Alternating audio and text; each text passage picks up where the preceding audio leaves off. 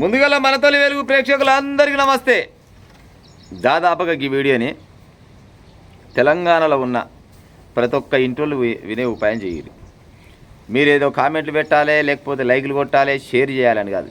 వినే ప్రయత్నం అయితే చేయాలి ఫస్ట్. అయితే తర్వాత కామెంట్ పెడతారా పెట్టకపోతారా అది మీ ఇష్టం. కానీ దాదాపుగా వినండి. రెండు ముచ్చట్లు ఉన్నాయి ఇలా. ఫస్ట్ ఏమో ఒకటి మహిళల ముచ్చట, ఇంకోటి ఏమో ప్రతి ఇంటికి సంబంధించిన ముచ్చట. రెండు చెప్తా, కానీ నువ్వు ఎక్కువసేపు ఏం చెప్పను. ఫస్ట్ మహిళల ముచ్చట చెప్తే, నువ్వు మహిళలకంట 60 సీట్లు ఇస్తారంట, ఎమ్మెల్యే సీట్లు వచ్చేసారి. మహిళలకు 60 సీట్లు 33% రిజర్వేషన్ అమల్లోకి తెస్తాం. ఆ లెక్క ప్రకారంగా అయితే 51 సీట్లేమో వస్తాయి. దానికి 9 కలిసి 60 మంది ఎమ్మెల్యేలు చేస్తాం మహిళలకు. ఒకవేళ అది చేస్తే అడ్వాన్స్గా మీ అందరికీ దండాలు, నమస్తే. ఎందుకంటే మహిళలు కూడా అన్ని రంగాలలో ముందలు ఉండాలన్నట్టు రాజకీయ రంగంలో కూడా ముందు ఉండాలి. ఓకే, అది అయిపోయిందా మహిళల ముచ్చట. ఇక ఏమన్నా ముచ్చట చెప్తే ఇనూరి రేవంత్ రెడ్డి గారు చెప్తున్నారు ముచ్చట.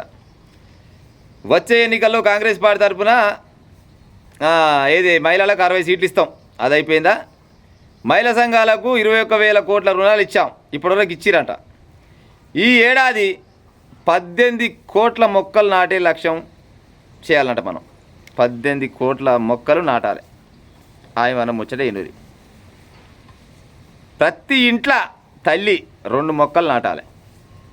2 మొక్కలు నాటితే ఆ మొక్కల్ని కూడా ఇంట్లో పుట్టిన బిడ్డోలే చదువుకోవాలి. మనకు పిల్లలు ఉంటారుగా ఇళ్ళల్లో, మన పిల్లల్ని ఎట దాస్తామో బుడ్డ పిల్లల్ని ఇంకో గట్ట దాదాల మొక్కల్ని మొత్తం ఎటు చూసినా తెలంగాణ మొత్తం పచ్చగా ఉపడాలి అని చెప్పుకొచ్చిండు రేవంత్ రెడ్డి.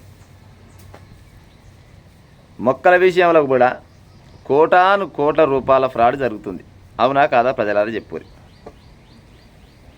తెలంగాణ మొత్తంలో హరితహారం అని పెట్టిరు. గతంలో పెట్టి రోళ్ళ పోయి చెట్లు పెట్టిరు.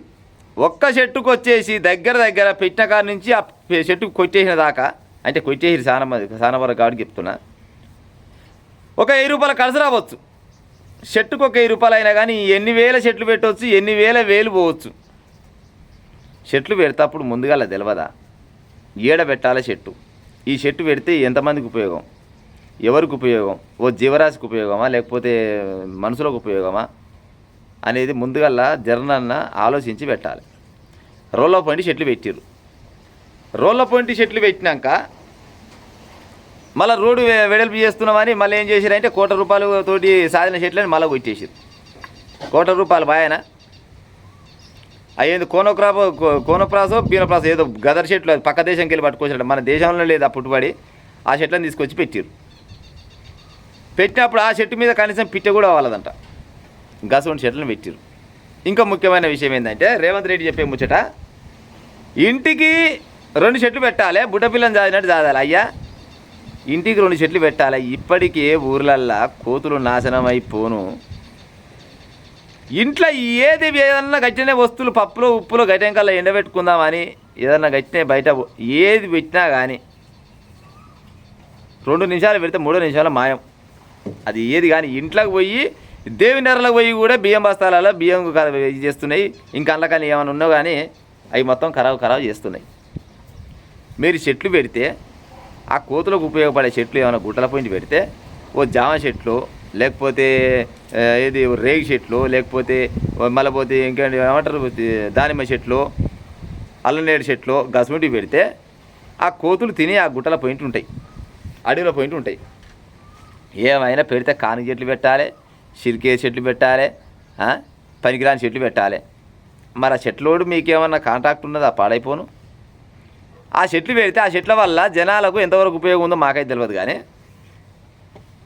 ఈ కోతుల వల్ల జనాలు మాత్రం ఎంత నాశనం అవుతారు అంత నాశనం అవుతారు. మీకు ఒక వీడియో వస్తుంది చూడు ఒకసారి. కోతులు ఒక్కొక్కసారి దాడి చేస్తే 200-300 కోతులు దాడి చేస్తున్నాయి ఊర్లల్లో. బల్లెకు పిల్లలు పోవాలంటే భయపడి బల్లె కూడా పోయే కాలం లేదు.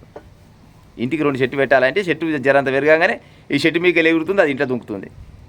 కథం అయ్యమ్మ పనికి పోతున్నారు, పిల్లలు బయటకు పోయినా వస్తారు కల్లా ఇల్లు మొత్తం అంగడి ఆగం.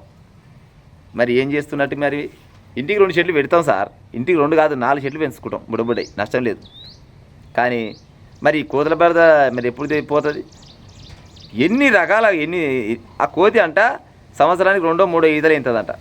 దానికి కుటుంబ నియంత్రణ ఉందా పాడుందా ఏముంది చెప్పు. అటు ఇటు పోను ఓ పిల్లని కానీ అటు ఇటు పోను ఓ పిల్లని కానీ కథం చూస్తున్నాం కానీ వారం 10 రోజులు చూస్తున్నాం కానీ అది పుడతోడు ఉంటుంది. మళ్ళీ నెల 20 రోజులకు చూస్తారా కల్లా ఓ పిల్లని సగలు వేసుకొని పోతూనే ఉంటుంది. ఆడ ఇంక 3-4 నెలల్లో పెద్దగా అయితేనే ఉంటుంది. మళ్ళీ అది ఇంకో పని తలుతుంది, మళ్ళీ అది ఇంకో పిల్లని పెడుతుంది. ఇప్పటికిప్పుడు తెలంగాణ రాష్ట్రం మొత్తంలో కోతులకన్నా కర్మదాలు వేస్తే మనకంటే ఎక్కువనే ఉన్నట్టు ఇంకా పాడే చూడబోతే గన్ని కోతులు అయినాయి. ఏం చేద్దాం అనుకుంటారు చెప్పురి. రాష్ట్రాన్ని రామరాజ్యం రావాలని జనాలు అనుకుంటారు. మీరేమో వానర రాజ్యం తీసుకొచ్చి పెట్టిరు. వానర రాజ్యం పక్క వచ్చింది రాలేదా? కోతులు ఊర్లల్లో లేని ఊరు ఏదైనా ఉంటే కామెంట్ చేయరు ప్రజలారా. మా ఊళ్ళో కోతులు లేవు అని ఎవరైనా ఉంటే కామెంట్ రూపకంగా చెప్పురు మా ఊళ్ళో ఒక్క కోతి లేదని. మీరు ఏమైనా చెట్ల పేరు మీద కోటు సంపాస్తారు. ఆ కాంట్రాక్ట్ తీసుకుంటారా లేకపోతే దాని పుణ్యమాట అది పెరిగేలేవు చెచ్చేలేవు. కర్మజాలి పెరిగితే ఆ చెట్టు పెరగంగానే ఆ చెట్టు మీదకి వెళ్ళి దుంకుతుంది, ఇళ్ళలో పడుతుంది ఆ కోతి. గతంలో లేవా చెట్లు? గతంలో కోతులు లేవా? ఊరికి ఒక కోతి వస్తే ఊరంతా పోయి చూస్తేందుకు పోయేది. సర్కాస్ ఆడుతందుకు ఆడేకాడ ఒక కోతిని చూస్తేందుకు ఊరంతా పోయేది.